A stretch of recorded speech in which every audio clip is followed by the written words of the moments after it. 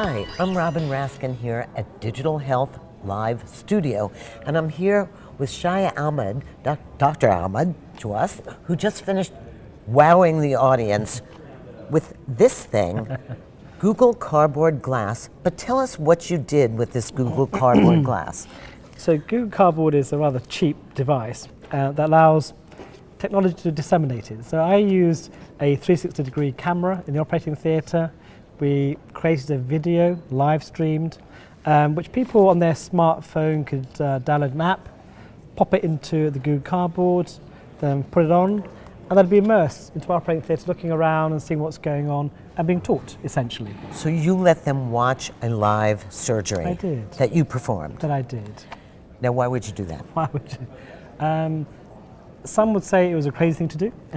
I think the background is this. I think that my vision about how we connect people, how we help train people on a bigger scale across the globe with internet, is about how we use augmented, virtual, mixed reality, and how we utilize that to improve teaching and training and ultimately clinical practice.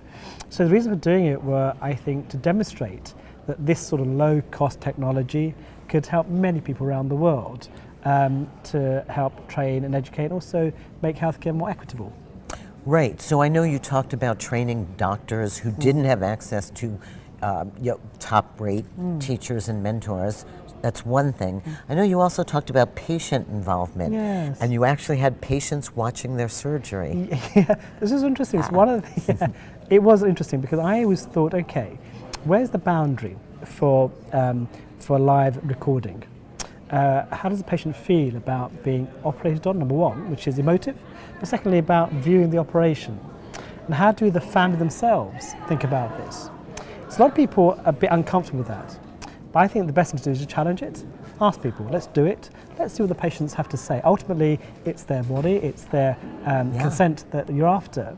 So surprisingly, when I have done these operations before with Google Glass or indeed VR, the patients that I've operated on who've allowed me to broadcast the operation have also watched their own operation in VR. And they felt it's somehow, strangely, supported by the idea about that they were in good hands, things were going well. The fans themselves watching live surgery were saying normally, look, hey, for 4 or 5 hours we don't know what's going on and we get a bit scared or anxious. This time we saw what was going on, and we're much happier, which I found quite surprising. I wasn't expecting that at all. I would think. So now you have this company called Medical Realities, and the company's job is to promote healthcare using technology across the globe, using both augmented and virtual reality. So we're trying to create a new way of training and teaching. My thoughts are we're on an evolution of teaching and training, from using books to iPads to mobile phones, and now the next steps for me are going to be including AR and VR into that equation. And our company is developing both those ideas to make education in a different way.